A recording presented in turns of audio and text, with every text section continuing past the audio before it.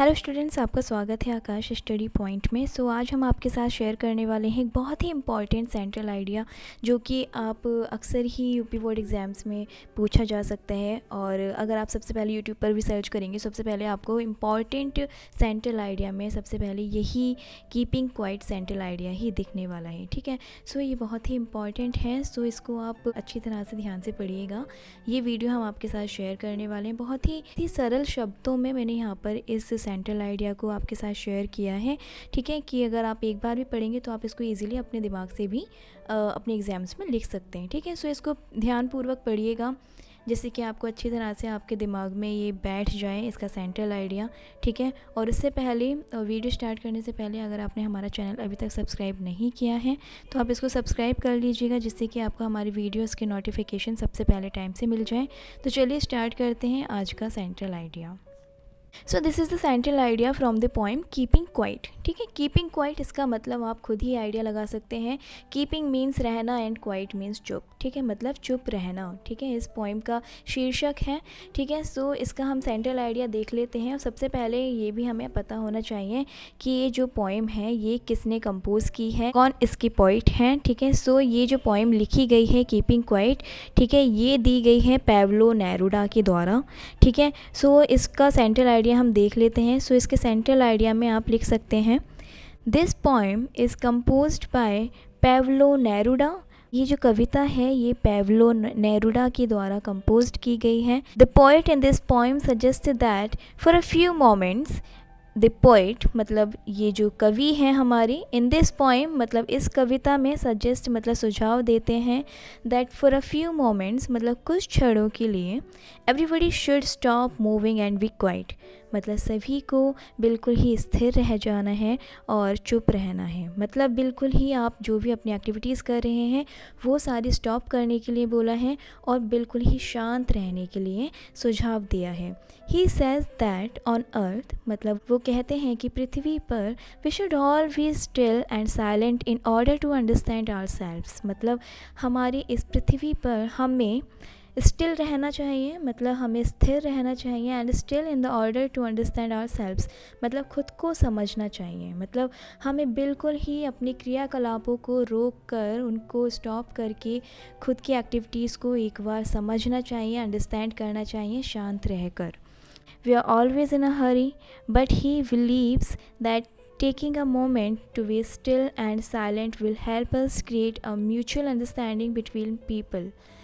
We are always in a hurry मतलब हम हमेशा ही जल्दबाजी में रहते हैं। हमेशा आजकल की लाइफ बहुत ही ज़्यादा इंगेज्ड हो गई है, बिजी हो गई है। आजकल किसी के पास इतना टाइम नहीं रहता कि वो जो आसपास के लोग हैं, आसपास का जो वातावरण है उस पर ध्यान दे पाएँ।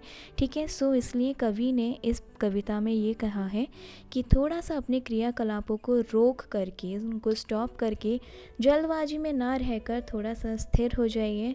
But he believes that taking a moment क्योंकि वो विश्वास करते हैं, टू बी स्टिल मतलब थोड़ा सा स्थिर होने से, थोड़ा सा रुकने से, एंड साइलेंट और चुप रहने से, will help us create a mutual understanding between people हम आसपास के जो हमारा वातावरण है, जो हमारे लोग हैं, हम उनके साथ अच्छी तरह से समझ पाएंगे, उनकी बातों को समझ पाएंगे, उन पर ध्यान दे पाएंगे, हम पॉजिटिव रह पाएंगे।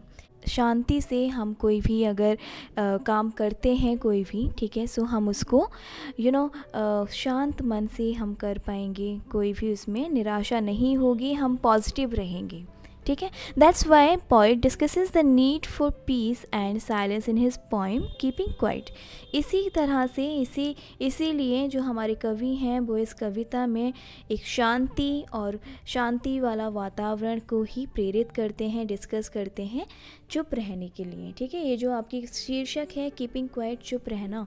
ठीक है, ये इसी पर बेस्ड है कि हमारी जो भी एक्टिविटीज़ हैं, जो भी हमारी आजकल की क्रियाकलाप हैं हमारी दुनिया भर में, ठीक है, हम उसमें इतना ज़्यादा बिजी हो गए, हम इतना ज़्यादा इंगेज्ड हो गए हैं, हमें नहीं पता होता है कब सुबह होती है, कब शाम होती है, कब रात होती है।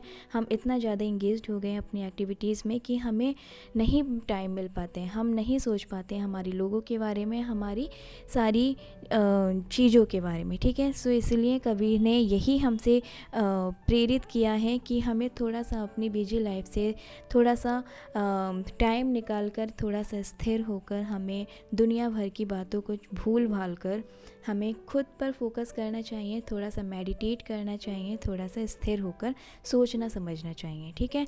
सो ये बहुत ही अच्छा एक कविता है। So for the conclusion of this poem, मतलब इस पोएम का जो, इस कविता का जो उपसंहार है वो बस यही है कि कवि हमें एक संदेश देते हैं कि हमें अपनी बिजी लाइफ से थोड़ा सा टाइम निकाल कर थोड़ा सा स्थिर होना चाहिए, शांत रहना चाहिए, ठीक है।